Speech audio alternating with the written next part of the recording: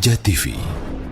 Assalamualaikum warahmatullahi wabarakatuh. Pemirsa TV Roja dimanapun Anda berada, jumpa kembali bersama kami di kesempatan kali ini. Dan sesaat lagi kami hadirkan untuk Anda program acara kajian ilmiah secara langsung. Semoga bermanfaat, kami ucapkan selamat mengikuti. Roja TV, saluran tilawah Al-Quran dan kajian Islam.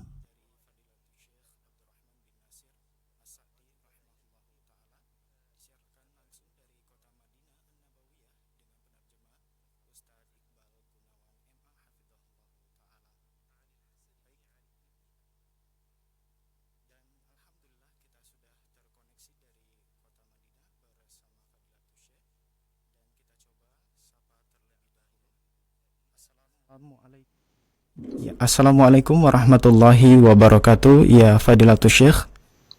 Assalamualaikum warahmatullahi wabarakatuh. Ahlan wa marhaban bikum wa bi jami'il mustami'in li hadzal barnamij wa as'alullah subhanahu wa ta'ala an yuwaffiqana ajma'in li kulli khair.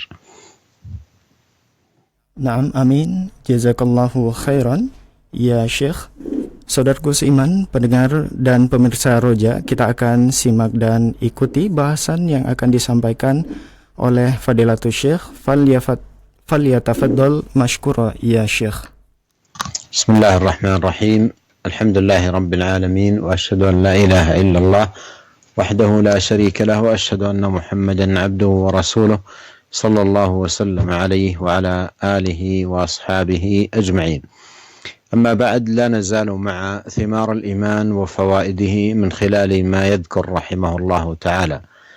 قال رحمه الله: ومن ثمرات الإيمان حصول الفلاح الذي هو إدراك غاية الغايات، فإنه إدراك كل مطلوب والسلامة من كل مرهوب، والهدى الذي هو أشرف الوسائل، كما قال تعالى بعد ذكره المؤمنين بما أنزل على محمد صلى الله عليه وسلم وما أنزل على من قبله، والإيمان بالغيب وإقامة الصلاة وإيتاء الزكاة، اللتين هما من أعظم آثار الإيمان.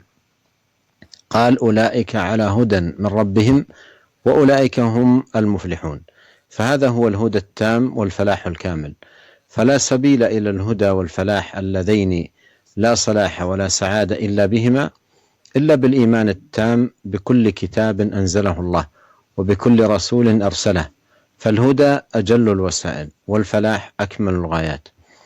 وهذه كذلك معاشر المستمعين الكرام ثمرة عظيمة من ثمار الإيمان، حصول الفلاح، وكذلك الهدى الذي هو أشرف المواهب وأشرف الوسائل. قد جمع الله بين هاتين الثمرتين في قوله: أولئك على هدى من ربهم وأولئك هم المفلحون. والفلاح هذه الكلمة تعني حيازة الخير، وهي كما قال أهل العلم أجمع كلمة قيلت في حيازة الخير في الدنيا والآخرة. ولهذا قال الشيخ رحمه الله: حصول الفلاح الذي هو إدراك غاية الغايات، فإنه إدراك كل مطلوب والسلامة من كل مرهوب. فالفلاح تعني هذه الكلمة حيازة الخير، ولا يمكن أن يحوز العبد الخير في دنيا وأخرى إلا بالإيمان. ومن ثمار الإيمان حصول الهدى الذي هو أشرف الوسائل وأعظم معون العبد على الثبات على الحق والهدى. قال تعالى: أولئك على هدى من ربهم وأولئك هم المفلحون. فهذا هو الهدى التام والفلاح الكامل، فلا سبيل إلى الهدى والفلاح اللذين لا صلاح ولا سعادة إلا بهما إلا بالإيمان التام بكل كتاب أنزله الله وبكل رسول أرسله، فالهدى أجل الوسائل والفلاح أكمل الغايات. وانتبه لهذه الفائدة: الهدى أجل الوسائل، الهدى أجل وسيلة تعينك على العبادة والطاعة والثبات على الحق والهدى والبعد عن المعاصي والذنوب. فالهدى أجل الوسائل والفلاح أجل الغايات، لأن الفلاح هو حيازة الخير ونيل خير الدنيا والآخرة.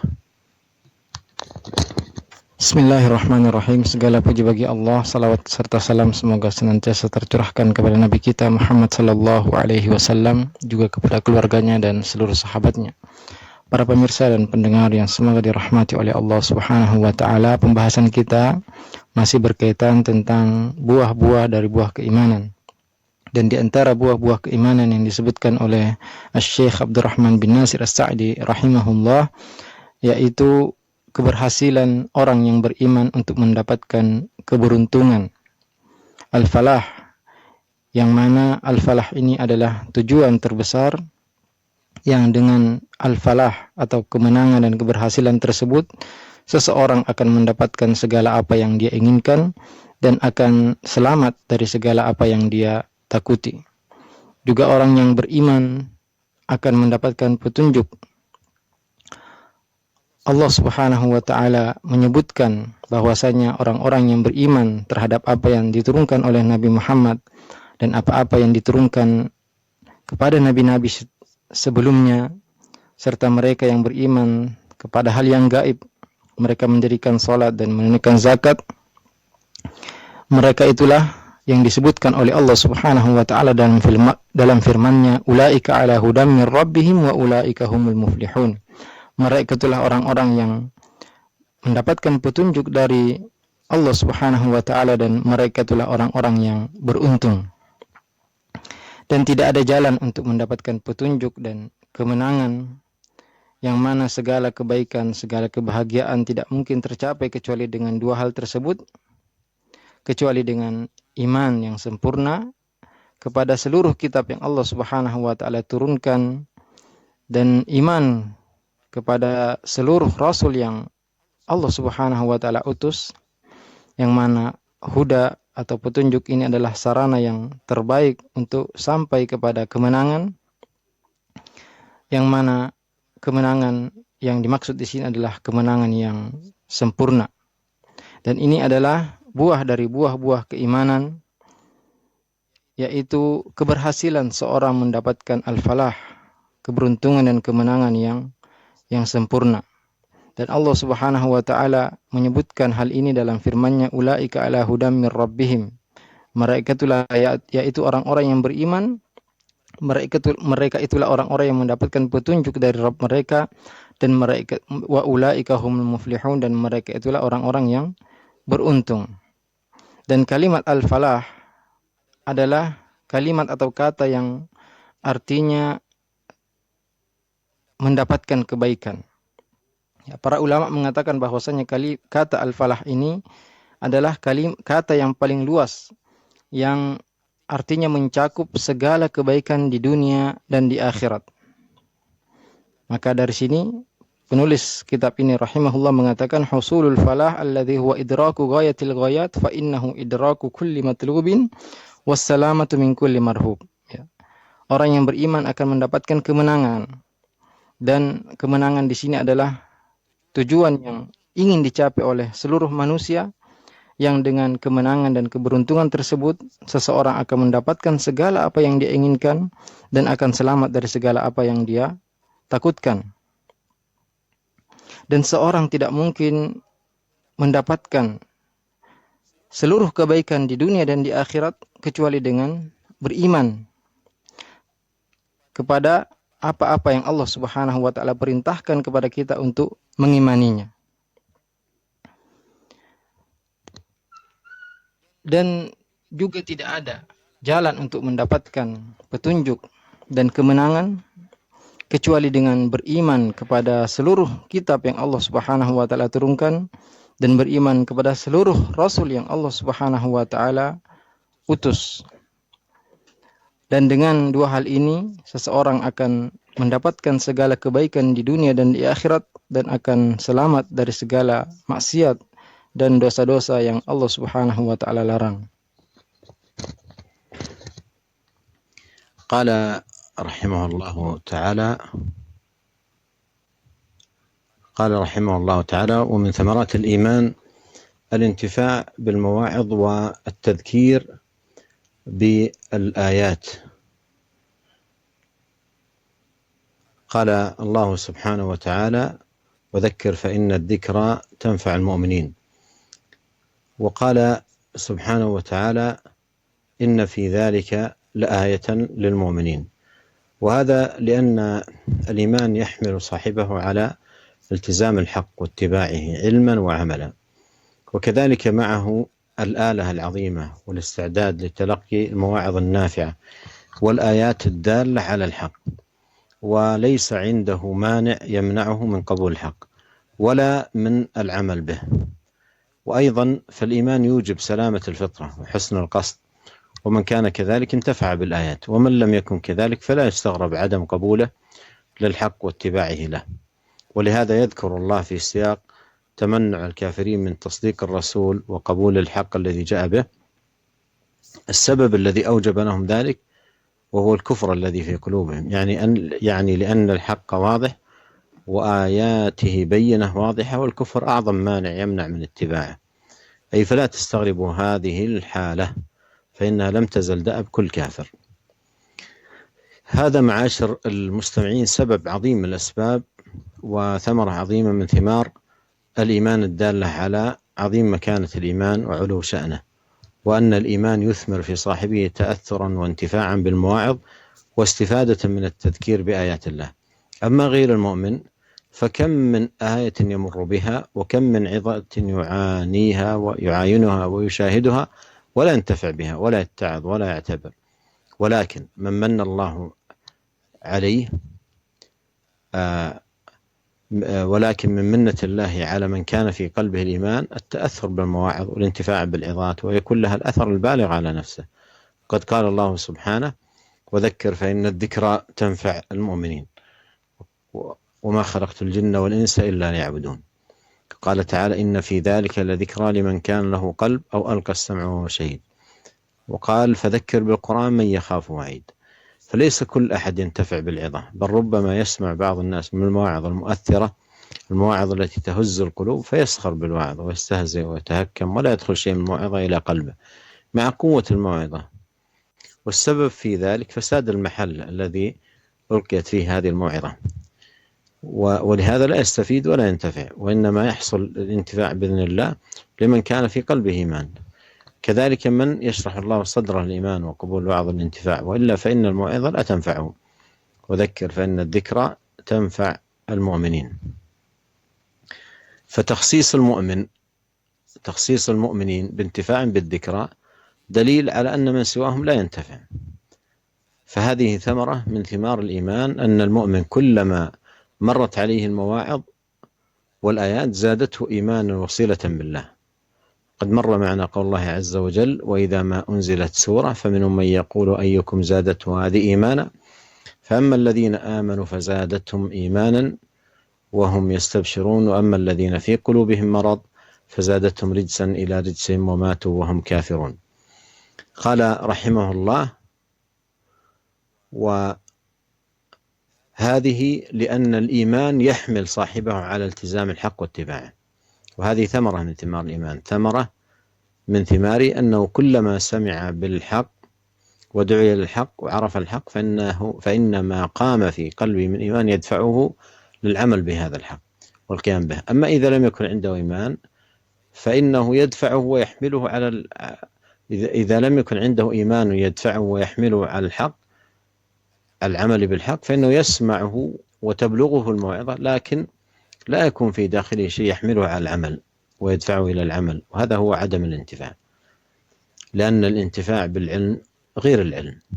وفي الدعاء الماثور عن نبينا صلى الله عليه وسلم: اللهم علمنا ما ينفعنا وانفعنا بما علمتنا. فانتفاع المرء بما علمه ثمرة من ثمار الإيمان التي في القلب، فتحمل العبد وتدفعه بإذن الله إلى العمل.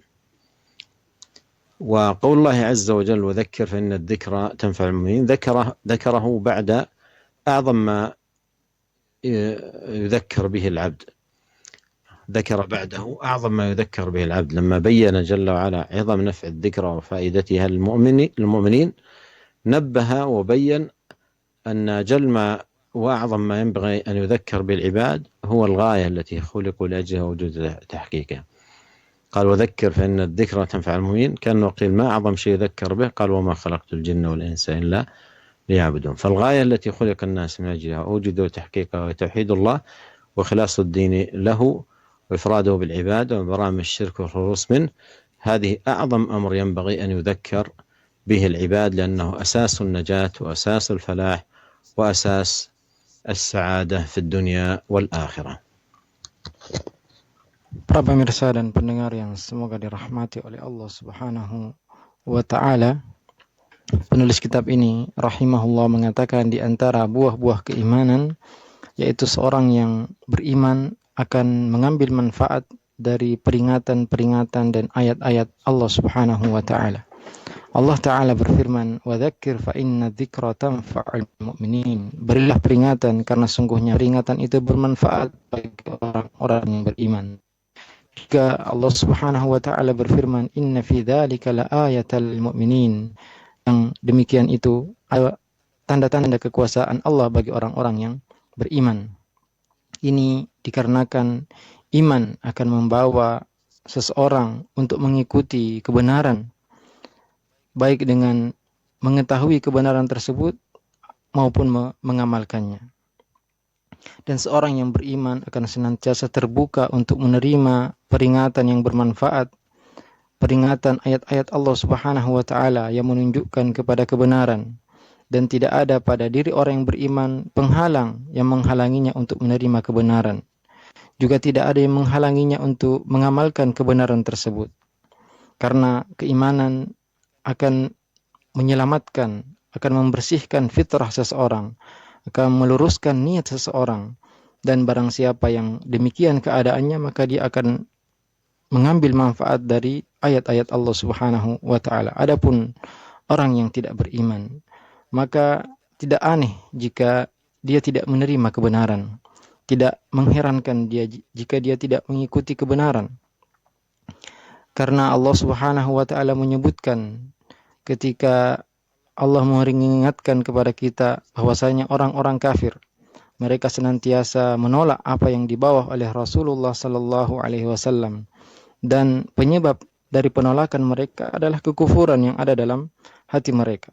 Karena kebenaran itu jelas dan ayat-ayat Allah Subhanahu wa Ta'ala sangat jelas, dan kekufuran adalah penyebab terbesar yang menghalangi seseorang untuk mengikuti kebenaran dan ayat-ayat Allah Subhanahu wa Ta'ala.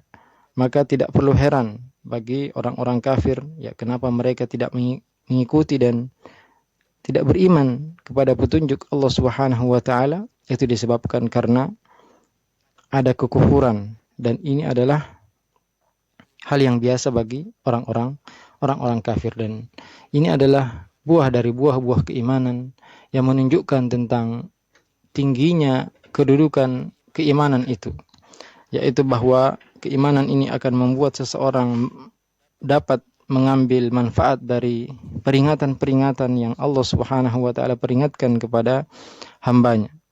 Dia akan mengambil manfaat dari ayat-ayat Allah Subhanahu wa Ta'ala yang dia lihat sendiri, dan ini adalah nikmat dan karunia dari Allah Subhanahu wa Ta'ala. Allah Subhanahu wa Ta'ala menyebutkan tentang hal ini dalam firman-Nya, wa dzakir fa inna dzikra tanfa'ul mu'minin, dan berilah peringatan karena sungguhnya peringatan itu bermanfaat bagi orang-orang yang beriman. Wa ma khalaqtul jinna wal insa illa liya'budun, dan tidaklah aku ciptakan jin dan manusia kecuali hanya untuk beribadah kepadaku. Juga Allah Subhanahu wa Ta'ala berfirman, inna fi dzalika ladzikra liman kana lahu qalbun aw alqa sam'a wa huwa syahid. Sungguhnya dalam hal tersebut ada peringatan bagi orang yang mempunyai hati dan mempunyai pendengaran dan dia melihat. Juga Allah Subhanahu wa Ta'ala berfirman, fadzakir bil Qur'ani may yakhafu wa'id. Berilah peringatan dengan Al-Qur'an bagi orang yang takut akan ancaman. Karena tidak setiap orang dapat mengambil manfaat dari peringatan yang disampaikan. Bahkan sebagian orang mendengarkan nasihat dan peringatan yang sangat luar biasa, bahkan bisa menggetarkan hati. Akan tetapi orang tersebut justru sebaliknya mengejek orang yang memberi peringatan, dan sedikit pun tidak ada pengaruh nasihat tersebut dalam hatinya, yang mana hal itu disebabkan karena rusaknya hatinya, rusaknya tempat dia menerima peringatan, sehingga dia tidak mengambil faidah, tidak mengambil manfaat sedikit pun dari apa yang disampaikan kepadanya. Karena orang yang dapat mengambil manfaat dari nasihat yang disampaikan adalah orang yang beriman, orang yang Allah Subhanahu wa Ta'ala lapangkan hatinya. dalilnya adalah firman Allah Subhanahu wa taala, "Wa dzakir fa inna dzikra tanfa'ul mu'minin." Berilah peringatan karena sungguhnya peringatan itu bermanfaat bagi orang-orang yang beriman.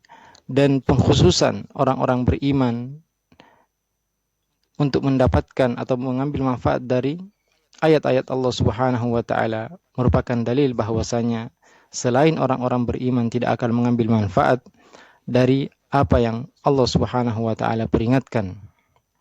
Dan orang-orang yang beriman setiap dia melewati ayat-ayat, membaca ayat-ayat Allah Subhanahu wa taala akan bertambah keimanan mereka, akan bertambah kuat hubungannya kepada Allah Subhanahu wa taala. Dalilnya adalah firman Allah Subhanahu wa taala, "Wa idza ma unzilat suratun faminhum may yaqulu ayyukum zadathu hadhihi imana." Setiap diturunkan suatu surat, maka di antara mereka ada yang mengatakan, siapakah di antara kalian yang semakin bertambah imannya? Fa ammal ladzina amanu fazadathum imana wa hum yastabshirun. Adapun orang-orang yang beriman maka akan bertambah iman mereka dan mereka pun bergembira. Wa ammal ladzina fi qulubihim marad. Dan adapun orang-orang yang dalam hatinya ada penyakit, fazadathum rijsan ila rijsihim. Maka bertambah kotor dari kotoran yang ada pada diri mereka, wa matu hum kafirun, dan mereka mati dalam keadaan kafir. Ya. Penulis kitab ini rahimahullah mengatakan, wa hadza li anna al-iman yahmilu sahibahu 'ala iltizamil haqqi wattiba'i. Dan ini disebabkan karena iman akan membawa seorang yang beriman untuk mengikuti kebenaran.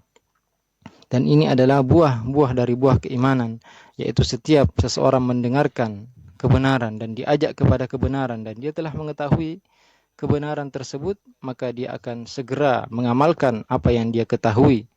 Dan adapun orang-orang yang tidak mempunyai keimanan, maka tidak ada yang bisa mengantar dia untuk mengikuti kebenaran tersebut. Karena syarat untuk mengambil manfaat dari kebenaran adalah keimanan itu sendiri.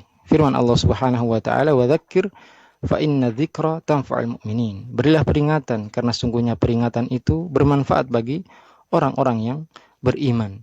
Kemudian Allah Subhanahu wa taala menyebutkan suatu peringatan yang terpenting yang diperingatkan kepada seseorang setelah menyebutkan ayat ini, yaitu firman Allah Subhanahu wa taala selanjutnya, "Wa ma khalaqtul jinna wal insa illa liya'budun." Dan tidaklah aku ciptakan jin dan manusia kecuali hanya untuk beribadah kepada aku. Inilah peringatan yang terbesar yang sewajibnya diperingatkan kepada manusia, yaitu bahwasanya mereka tidaklah diciptakan kecuali untuk beribadah dan mentauhidkan Allah Subhanahu wa taala serta mengikhlaskan segala ibadah hanya kepada Allah Subhanahu wa taala.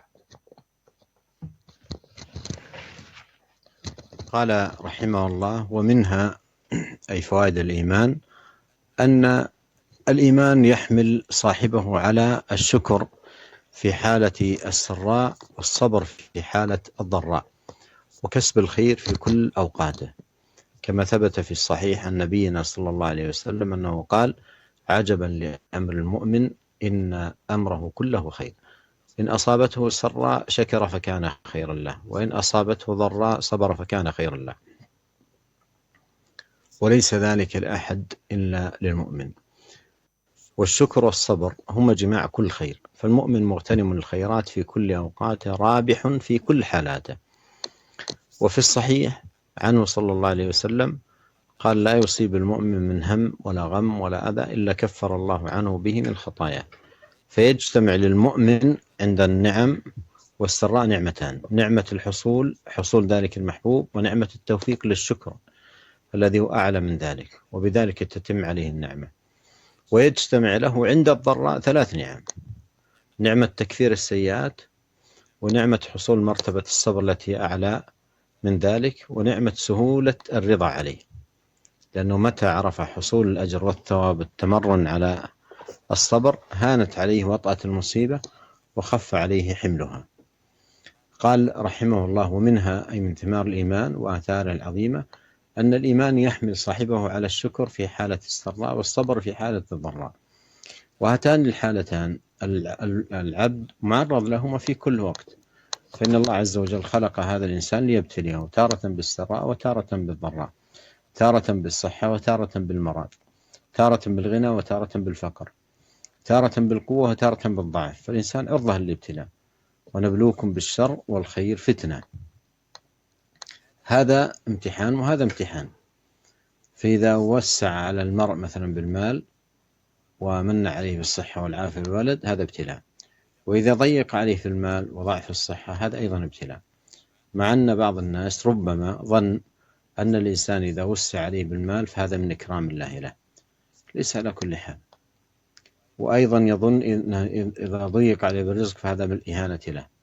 قال الله عز وجل: فأما الإنسان إذا ما ابتلاه ربه فأكرمه ونعمه فيقول ربي أكرمن، وأما إذا ما ابتلاه فقدر عليه رزقه فيقول ربي أهانن.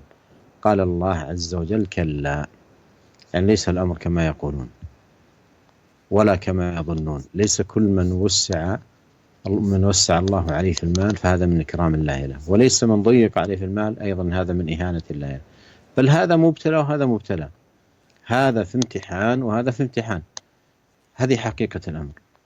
والابتلاء بالسراء يجب أن يقابل بالشكر لله، والابتلاء بالضراء يجب أن يقابل بالصبر، وهذا ليس لأحد إلا للمؤمن. المؤمن شاكر في سرائه صابر في ضرائه، ولهذا يكون بإذن الله فائزا في الامتحانين. إن ابتلي صبر، وإذا أنعم عليه شكر، فهو في الامتحانين فائز بإذن الله. وهذا الأمر لا يكون إلا للمؤمن كما بين ذلك نبينا عليه الصلاة والسلام حيث قال: عجبا لأمر المؤمن إن أمره كله خير. عجبا لأمر المؤمن إن أمره كله خير، ثم أكد أن هذا خاص بالمؤمن، قال: وليس ذلك إلا المؤمن. هذا من كلام النبي صلى الله عليه وسلم: إن أصابته سراء شكر فكان خيرا له، وإن أصابته ضراء صبر فكان خيرا له. فهذه منة من الله على المؤمن أنه شاكر في السراء صابر في الضراء ناجح في الامتحانين، امتحان الضراء وامتحان السراء، ناجح في كل الامتحانين. وقد اختلف أهل العلم أيهما أعظم أجرا. اختلف أهل العلم أيهما أعظم أجرا، الغني الشاكر أو الفقير الصابر. هذا ابتلاؤه غنى، وهذا ابتلاؤه فقر، وهذا نجح في الامتحان في الابتلاء، وهذا نجح أيضا. فأيهما أعظم أجرا؟ هذه مسألة اعتنى العلماء بها، بل بعضهم أفردها بالتصنيف. يقول ابن القيم رحمه الله: سألت شيخ الإسلام ابن تيمية عن هذه المسألة: أيهما أعظم أجرا، الغني الشاكر أو الفقير الصابر؟ فقال لي: الأتقى لله أعظم أجرا. قال: فقلت له: إن كانوا في التقوى سواء؟ قال: هم في الأجر سواء، لأن هذا حقق العبودية، عبودية الغنى وهي الشكر، وهذا أيضا حقق العبودية المطلوبة من عبودية الفقر وهي الصبر. فإذا حقق كل عبوديته نال الفوز والأجر والمثوبة من الله بما حققاه من عبودية لله، وفق الابتلاء الذي ابتلاه الله به. هذا ابتلاء الغنى، وهذا ابتلاء الفقر، هذا ابتلاء الصحة وهذا ابتلاء المرض. فمن وفقه الله لتحقيق العبودية فيما ابتلاه من غنى أو فقر، صحة أو مرض، عسر أو يسر، رخاء أو شدة، فإنه ينال بذلك بإذن الله تبارك وتعالى الفوز العظيم والأجر الجزيل. وهذا كله من ثمار الإيمان. أما غير المؤمن ففي حال السراء والنعم لا يشكر المنعم، بل ينظر إلى نفسه ويعجب بحاله وذكائه. ربما قال: أوتيت على علم، أو قال: ولدت كابرا عن كابة، أو قال: أنا حقيق به، أنا جدير به، أنا أهل لذلك. وإذا ابتلي بالضراء قابل ذلك بالسخط والجزع ولطم الخدود وشق الجيوب ودعوى الجاهلية. لا يوفق للنجاح في هذا إلا من من الله عليه بالإيمان. قال: عجبا لأمر المؤمن إن أمره كله خير، إن أصابته سراء شكر فكان خيرا له، وإن أصابته ضراء صبر فكان خيرا له، وليس ذلك لأحد إلا المؤمن. ونبه الشيخ رحمه الله على فائدة ثمينة جدا، ثمينة للغاية. يقول: فيجتمع المؤمن عند النعم والسراء نعمتان: نعمة حصول ذلك المحبوب، مثلا مجيء ولد، حصول مال، تحقق أمر مرغوب، فهذه نعمة حصول مرغوب. والنعمة الثانية نعمة التوفيق للشكر الذي أعلى من ذلك، أعلى من هذا المرغوب الذي حصل العبد، وبذلك تتم عليه النعمة. فيجتمع المؤمن عند النعمة والسراء نعمتان: نعمة حصول المحبوب والمرغوب، ونعمة شكر المنعم. ويجتمع له عند الضراء 3 نعم. الأولى نعمة تكفير السيئات، لأن المصائب كفارات، المصائب كفارات للذنوب. فأول أمر أن هذه المصيبة التي أصابته فيها تكثير لسيئاته، يحتسب ذلك عند الله. الأمر الثاني نعمة حصول مرتبة الصبر التي أعلى من ذلك، الصبر على المصيبة، وما أعظم ثواب الصابرين، وبشر الصابرين. ولم يذكر بماذا ليشمل كل خير في الدنيا والآخرة. الذين إذا أصابتهم مصيبة قالوا إنا لله وإنا إليه راجعون، أولئك عليهم صلوات من ربهم ورحمة وأولئك هم المهتدون. قال عمر رضي الله عنه: نعم العدلان ونعمة العلاوة. فما أعظم الثواب الذي يناله الصابر. النعمة الثالثة وهي نعمة سهولة الضر عليه. ما وجه ذلك؟ يقول رحمه الله لأنه متى عرف حصول الأجر والثواب والتمرن على الصبر هانت عليه مطرة المصيبة وخف عليه حمله. فهذه نعم ثلاث لا ينالها إلا المؤمن. Para pemirsa dan pendengar yang semoga dirahmati oleh Allah Subhanahu wa taala, dan di antara buah-buah keimanan yaitu bahwa keimanan ini akan membuat seorang yang beriman bersyukur ketika dia mendapatkan nikmat dan bersabar ketika dia mendapatkan musibah. Dan tentu dia akan mendapatkan kebaikan di seluruh keadaannya. Sebagaimana yang disebutkan oleh Rasulullah sallallahu alaihi wasallam dalam hadisnya, ajaban li amril mu'min. Sungguh istimewa urusan orang yang beriman. Inna amrahu kullahu khair. Semua urusannya adalah baik. In asabathu sarra'u syakar. Jika dia mendapatkan nikmat, dia akan bersyukur. Fakana khairallah. Maka itu baik baginya. Wa in asabathu darra'u sabar. Dan apabila dia mendapatkan musibah, dia akan bersabar. Fakana khairallah. Maka itu baik baginya. Wa laysa dzalika li ahadin illa lil mu'min. Dan tidak ada yang bisa mendapatkan hal tersebut kecuali orang yang beriman. Dan perlu kita ketahui bahwasanya syukur dan sabar ini adalah penyebab seorang mendapatkan segala kebaikan. Dan seorang yang beriman akan mendapatkan kebaikan di seluruh keadaannya. Dan dia akan beruntung dalam segala waktunya. Dalam hadis yang lain, hadis yang sahih, Rasulullah sallallahu alaihi wasallam bersabda, la yusibul mu'mina min hammin wala ghammin wala adha illa kaffarallahu anhu biha min khataya. Tidaklah seorang beriman ditimpa kesedihan, ditimpa musibah, gundah gulana, gangguan, kecuali Allah Subhanahu wa taala akan menghapuskan dengan kesedihan tersebut dosa-dosanya. Maka seorang yang beriman ketika dia mendapatkan nikmat dan dia bersyukur, maka dia akan mendapatkan dua kebaikan sekaligus. Yang pertama, nikmat mendapatkan kebaikan tersebut. Yang kedua, nikmat karena Allah Subhanahu wa taala memberi taufik untuk bersyukur, dan nikmat ini lebih besar daripada nikmat yang dia dapatkan tersebut. Dan dengan dua hal ini, maka sempurnalah nikmat yang dia dapatkan. Dan seorang yang beriman ketika dia ditimpa musibah, dia akan mendapatkan tiga kebaikan. Yang pertama, dosa-dosanya akan dihapus. Yang kedua, dia akan mendapatkan derajat kesabaran, yang mana hal ini lebih tinggi daripada yang pertama, yaitu dihapusnya dosa-dosanya. Dan yang ketiga, dia akan merasakan mudahnya musibah yang dia hadapi. Karena ketika seorang mengetahui bahwasanya ketika dia ditimpa musibah, dia akan mendapatkan pahala dan ganjaran dari Allah Subhanahu wa taala, dan dia telah terbiasa untuk bersabar, maka akan mudah segala musibah yang dia pikul. Ya, penulis kitab ini rahimahullah menyebutkan bahwasanya di antara buah-buah keimanan yaitu seorang yang beriman akan selalu bersyukur ketika dia mendapatkan nikmat dan selalu bersabar ketika dia mendapatkan musibah.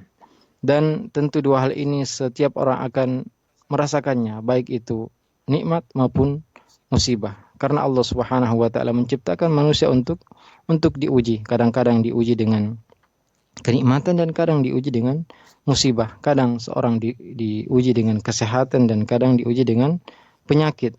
Kadang diuji dengan kekayaan dan terkadang diuji dengan kemiskinan. Kadang diuji dengan kekuatan dan kadang diuji dengan kelemahan. Dan Allah Subhanahu wa taala berfirman, "Wa nabluukum bisyarri wal khairi fitnah." Dan kami uji kalian dengan keburukan dan kebaikan untuk fitnah atau ujian bagi kalian. Ya, ini adalah ujian dan itu juga ujian. Kebaikan adalah ujian dan keburukan juga ujian. Maka apabila seorang diberi keluasan dalam harta dan Allah berikan dia kesehatan, berikan dia anak, ini adalah ujian dari Allah Subhanahu wa taala. Dan apabila dia disempitkan rezekinya, ya, hartanya, kemudian lemah kesehatannya, ini juga ujian dari Allah Subhanahu wa taala. Akan tapi sebagian orang menyangka ketika Allah Subhanahu wa taala meluaskan rezekinya, dia menyangka bahwasanya ini adalah kemuliaan yang Allah muliakan dia dengannya. Padahal ini tidak mesti seperti itu. Dan sebagian orang juga menyangka apabila dia disempitkan rezekinya, maka ini adalah penghinaan dari Allah Subhanahu wa taala. Ini tidak benar. Allah Subhanahu wa taala berfirman, "Fa ammal insanu idza mabtalahu rabbuhu fa akramahu wa na'amahu fa yaqulu rabbi akraman." Dan adapun ya manusia apabila diberi keluasan harta, maka dia menyangka, dia mengatakan bahwasanya Allah memuliakanku. Wa amma idza mabtalahu faqadara alaihi rizqah. Dan apabila dia diuji dengan kesempitan harta, fayaqulu rabbi ahanan. Dia mengatakan Rabbi menghinakanku. Padahal Allah Subhanahu wa taala mengatakan kalla, ya, tidak seperti apa yang kalian ucapkan dan tidak seperti apa yang kalian sangka. Tidak semua orang yang Allah Subhanahu wa taala luaskan hartanya ini menunjukkan bahwasanya Allah memuliakannya. Juga tidak mesti orang yang Allah Subhanahu wa taala sempitkan hartanya ini berarti Allah hinakan dia. Akan tetapi yang benar ini diuji, yang kaya diuji dan yang miskin juga diuji. Ini adalah hakikat yang sebenarnya. Karena Allah Subhanahu wa taala menguji dengan kenikmatan, yang mana kenikmatan tersebut harus disyukuri. Dan Allah Subhanahu wa taala menguji dengan musibah, yang mana musibah tersebut harus dihadapi dengan kesabaran. Dan ini adalah keadaan seorang mukmin yang sejati. Mukmin yang sejati senantiasa bersyukur ketika dia mendapatkan nikmat dan bersabar ketika dia mendapat musibah. Yang dengan dua hal ini dia akan berhasil melewati ujian tersebut. Jika dia diuji dengan kesulitan dia bersabar, dan jika diberi nikmat dia bersyukur. Ini adalah sabda Rasulullah sallallahu alaihi wasallam yang mengatakan ajaban li amril mu'min inna amrahu kullahu khair. Sungguh istimewa perkara seorang yang beriman. Seluruh urusannya itu baik. Kemudian Rasulullah sallallahu alaihi wasallam menegaskan bahwasanya khusus untuk orang yang beriman dengan sabdanya walaysa dzalika illa lil mu'min, dan hal ini tidak didapatkan kecuali orang yang beriman. Ini adalah sabda Rasulullah sallallahu alaihi wasallam. Jika dia ditimpa kebaikan dia bersyukur, maka itu baik baginya, dan jika ditimpa dengan keburukan atau musibah dia bersabar, dan ini tentu baik baginya. Dan ini adalah karunia yang Allah Subhanahu wa taala karuniakan kepada seorang yang beriman, yaitu dia bersyukur ketika mendapatkan nikmat dan dia bersabar ketika mendapatkan musibah, dan dia akan selalu sukses dan berhasil melewati dua ujian tersebut. Ujian kesulitan dan ujian kenikmatan. Dia akan selalu berhasil untuk mendapatkan sukses dalam kedua ujian tersebut. Dan para ulama berselisih pendapat siapakah yang lebih besar pahalanya, apakah orang yang kaya yang bersyukur atau orang yang miskin yang bersabar. Ini ujiannya kekayaan dan yang lain ujiannya kemiskinan. Dan yang ini juga berhasil melewati ujiannya dan yang lain juga berhasil melewati ujiannya. Maka siapakah yang lebih besar pahalanya? Apakah orang yang kaya yang bersyukur atau orang miskin yang bersabar? Dan ini permasalahan ini sangat diperhatikan oleh para ulama. Bahkan sebagian ulama ada menulis buku khusus tentang membahas hal ini. Berkata Ibnu Qayyim rahimahullah, saya pernah bertanya kepada guruku Syekhul Islam Ibnu Taimiyah rahimahullah tentang perkara ini. Siapakah yang lebih besar pahalanya? Apakah orang yang kaya yang bersyukur atau orang miskin yang bersabar? Maka beliau menjawab al-atqalillah, yang lebih bertakwa kepada Allah dialah yang lebih besar pahalanya. Kemudian saya mengatakan, in kanu fit taqwa sawa. Jika sama-sama besar ketakwaannya kepada Allah Subhanahu wa taala, maka beliau pun mengatakan maka dua-duanya sama besar pahalanya. Ya, karena dua-duanya telah merealisasikan penghambaan yang benar kepada Allah Subhanahu wa taala. Orang yang kaya ya diwajibkan bersyukur, dan orang yang miskin diwajibkan untuk bersabar. Maka jika semuanya telah merealisasikan penghambaan yang benar kepada Allah Subhanahu wa taala, maka semuanya akan mendapatkan pahala yang sama dari Allah Subhanahu wa taala. Ada orang yang diuji dengan kekayaan, ada yang diuji dengan kemiskinan, ada yang diuji dengan kesehatan, ada yang diuji dengan penyakit, dan barang siapa yang Allah Subhanahu wa taala beri dia taufik untuk sukses dalam beribadah kepada Allah Subhanahu wa taala dalam segala hal, maka dialah yang mendapatkan keberuntungan, dan ini adalah buah dari buah-buah keimanan. Adapun orang yang tidak beriman, ketika dia mendapat kenikmatan, dia tidak bersyukur. Bahkan dia merasa bangga diri dan mengatakan, sungguhnya nikmat ini saya dapatkan karena ilmu saya sendiri. Kekayaan ini saya wariskan dari nenek moyang saya. Saya berhak mendapatkan semua ini.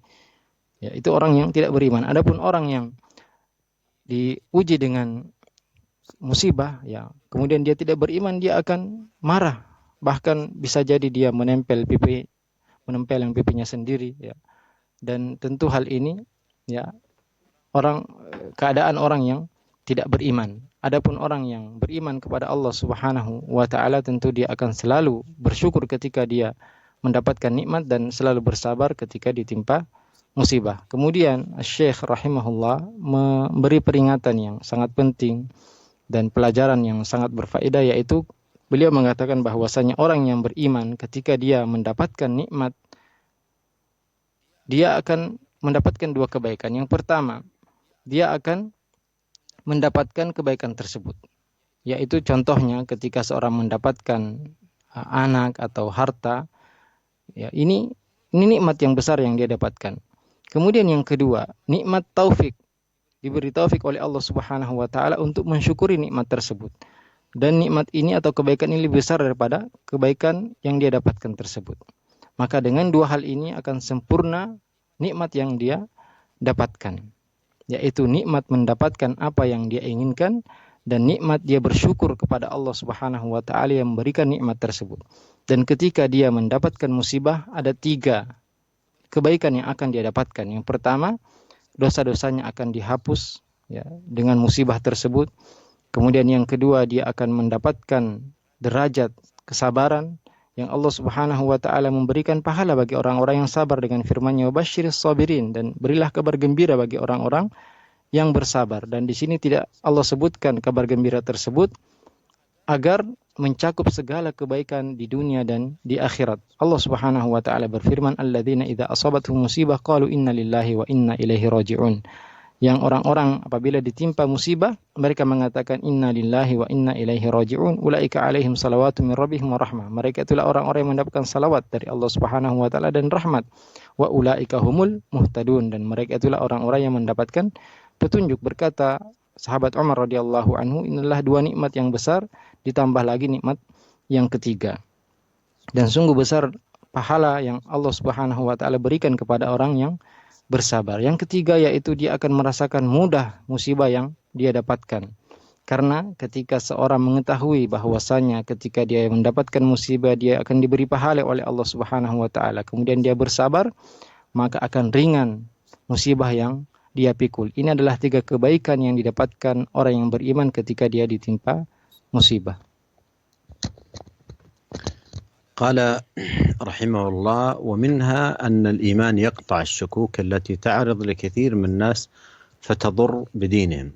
قال الله تعالى: إنما المؤمنون الذين آمنوا بالله ورسوله ثم لم يرتابوا، أي دفع الإيمان الصحيح الذي معهم الريب والشك الموجود وأزاله بالكلية، وقاوم الشكوك التي لا تزال تلقيها شياطين الإنس والجن والنفوس الأمارة بالسوء. فليس لهذه العلل المهلكة دواء إلا تحقيق الإيمان. ولهذا ثبت في الصحيحين من حديث أبي هريرة رضي الله عنه أن النبي صلى الله عليه وسلم قال: لا يزال الناس يتساءلون حتى يقال هذا الله خلق الخلق فمن خلق الله؟ فمن وجد ذلك فليقل آمنت بالله ولينته وليتعوذ بالله من الشيطان. فذكر عليه الصلاة والسلام هذا الدواء النافع لهذا الداء المهلك، وهي 3 أشياء: الانتهاء عن هذه الوساوس الشيطانية، والاستعاذة من شر من ألقاها وشبه بها ليضل بها العباد، والاعتصام بعصمة الإيمان الصحيح الذي من اعتصم به كان من الآمنين. وذلك لأن الباطل يتضح بطلانه بأمور كثيرة، أعظمها العلم أنه مناف للحق، وكل ما ناقض الحق فهو باطل، فماذا بعد الحق؟ إلا الضلال. قال رحمه الله: ومنها أي من ثمار الإيمان العظيمة وآثاره المباركة أنه يقطع الشكوك التي تعرض لكثير من الناس. والمراد بالشكوك ما يهجم على قلب المؤمن من وساوس يلقيها ويقذفها الشيطان في قلبه. وهذه الوساوس كما لا يخفى تدخل القلب بدون استئذان، تهجم عليه هجوما، بينما الإنسان في عافية، وإذا قلبه قد دخلت عليه هذه الخطرات وهذه الوساوس وجالت وجاء في صدري وصالت. فمن ثمار الإيمان أنه يقطع الوساوس ويدفعها، وكل ما عمل العبد على تقوية هذا الإيمان كان أقوى في دفع هذه الوساوس وطردها. وقد قال الله سبحانه: إنما المؤمنون الذين آمنوا بالله ورسوله ثم لم يرتابوا. ومعنى لم يرتابوا أي أيقنوا ولم يشكوا. ومن كان إيمانه بهذه القوة فإنه بإذن الله لا مكان للوساوس في مثل هذا. كلما هجمت على قلبه وأرادت أن تتمكن منه دفعها هذا الإيمان، ودفعها هذا اليقين، ودفع هذه الثقة بالله. وهذا من منة الله على عبده المؤمن. قال تعالى: إنما المؤمنون الذين آمنوا بالله ورسوله ثم لم يرتابوا، أي دفع الإيمان الصحيح الذي معهم الريب والشك الموجود وأزاله بالكلية، وقاوم الشكوك التي لا تزال تلقيها شياطين الإنس والجن والنفوس الأمارة بالسوء. فليس لهذه العلل المهلكة دواء إلا تحقيق الإيمان. ثم أورد رحمه الله ما ثبت في الصحيحين من حديث أبي هريرة أن النبي صلى الله عليه وسلم قال: لا يزال الناس يتساءلون حتى يقال هذا الله خلق الخلق، فمن خلق الله؟ فمن وجد ذلك فليقل آمنت بالله ولينتهي وليتعوذ من الشيطان. هذه الوساوس التي يلقيها الشيطان عياذا بالله، فما يجب على المؤمن تجاه هذه الوساوس يقول عليه الصلاة والسلام: فليقل آمنت بالله، هذا واحد. 2 ولينتهي. 3 وليتعوذ بالله من الشيطان. فإذا هذه 3 أمور فيها الدواء الناجح إذا هجمت مثل هذه الوساوس على القلب. فيجب على المرء مباشرة أن ينتهي عن هذا الوساوس ولا يسترسل معها. لا يجوز له أن يسترسل مع هذه الوساوس، لأن هذا مرض يلقيه الشيطان في القلب، فيمنع نفسه عن الاسترسال. الثاني يقول آمنت بالله، ويستحضر معنى هذا الإيمان بالله خالقا واحدا فردا أحدا صمدا متفردا، خالقا لهذا الكون، مبدعا لهذا الكون، عظيما كريما جليلا، معبودا بحق ولا معبود بحق سواه. آمنت بالله الأول الذي ليس قبله شيء والآخر الذي ليس بعده شيء. يؤمن بالله عز وجل ويحضر في نفسه هذا الإيمان، لأنه كما تقدم الإيمان هو الذي يطرد الشكوك ويدفعها. والأمر الثالث ينتهي عن الوساوس. الثاني لا ينتهي عن الوساوس، لا يسترسل معها، يعمل على كافية. والثالث تعوذ بالله من الشيطان الذي كان سببا في دخول هذه الوساوس إلى قلبه. قال رحمه الله: فذكر صلى الله عليه وسلم هذا الدواء النافع لهذا الداء المهلك الذي هو الوسواس، وهو 3 أشياء. من المناسب أن نحفظ هذه الأمور 3 ونحافظ عليها. الأول الانتهاء عن هذه الوساوس الشيطانية، كما قال صلى الله عليه وسلم في الحديث: ولينتهي، الانتهاء الذي وكف النفس عن الاسترسال مع الوساوس. الأمر الثاني استعاذة من شر من ألقاها وشبه بها ليضل بها العباد وهو الشيطان. والأمر الثالث الاعتصام بعصمة الإيمان الصحيح. آمنت بالله الذي من اعتصم به كان من الآمنين. قال رحمه الله: وذلك لأن الباطل يتضح ببطلانه بأمور كثيرة، أعظمها العلم أنه منافي للحق، وكل ما ناقض الحق فهو باطل. انظر هذا الكلام ما أجمله. عندما تقول آمنت بالله، عندما تقول آمنت بالله، هذا علم عظيم تحضره، استذكار لهذا العلم. وهذا الإيمان هو الذي يدفع باطل الشبهات والشكوك. وقل جاء الحق وزهق الباطل فماذا بعد الحق إلا الضلال. فهذا كله من ثمار الإيمان العظيمة.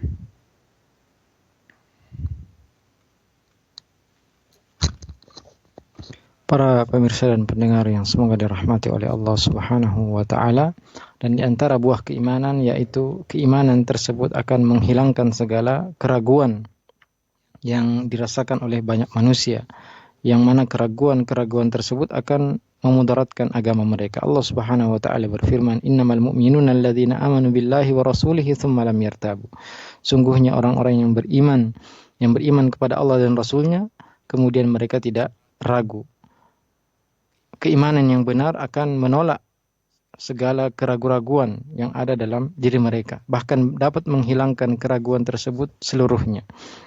Dan keimanan tersebut akan melawan segala keraguan-raguan yang terus dibisikkan oleh syaitan dalam bentuk manusia ataupun jin, ataupun hawa nafsu yang selalu mengajak kepada keburukan. Dan tidak ada obat untuk seluruh penyakit yang berbahaya ini kecuali dengan merealisasikan iman. Dalam hadis yang sahih dari hadis Abi Hurairah radhiyallahu anhu, Nabi sallallahu alaihi wasallam bersabda, "La yazalun nasu yatasaalun." Manusia selalu bertanya-tanya sampai dikatakan, "Hadza Allah khalaqal khalq." Ini adalah Allah yang menciptakan seluruh makhluk. Faman khalaqallah. Ya, ini adalah bisikan syaitan. Siapa yang menciptakan Allah? Maka barang siapa yang mendapatkan bisikan tersebut dalam hatinya, maka hendaklah dia mengatakan, "Amantu billah." Saya beriman kepada Allah. Waliyantahi, dan hendaklah dia berhenti dari bisikan tersebut. Waliyata'awwadz billahi minasyaitan, dan hendaklah dia berlindung diri kepada Allah dari syaitan. Kemudian Nabi sallallahu alaihi wasallam memberikan obat yang bermanfaat untuk penyakit yang berbahaya ini, yaitu ada 3 perkara. Yang pertama, dia segera berhenti dari was-was atau bisikan syaitan tersebut. Kemudian yang kedua, dia beristi'adzah, berlindung diri kepada Allah Subhanahu wa taala dari syubhat ini.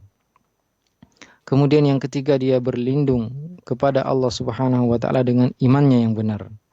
Yang barang siapa yang berlindung dengan keimanan tersebut, maka dia akan merasa aman. Ya, hal itu karena kebatilan akan jelas bahwa itu batil dengan banyak perkara. Dan di antara perkara terbesar yang menjelaskan kepada kita bahwasanya batil itu adalah suatu kebatilan, yaitu kebenaran atau pengetahuan kita bahwasanya hal tersebut bertentangan dengan kebenaran, dan semua yang bertentangan dengan kebenaran maka itu adalah kebatilan. Ini adalah buah dari buah-buah keimanan, yang mana buah ini di antara buah tersebut yaitu keimanan tersebut akan menghilangkan segala keraguan-raguan yang menyerang dalam hati kita. Para pendengar dan pemirsa yang semoga dirahmati oleh Allah Subhanahu wa taala, dikarenakan waktu yang telah habis, maka insya Allah penjelasan hal ini akan kita lanjutkan pada pertemuan berikutnya.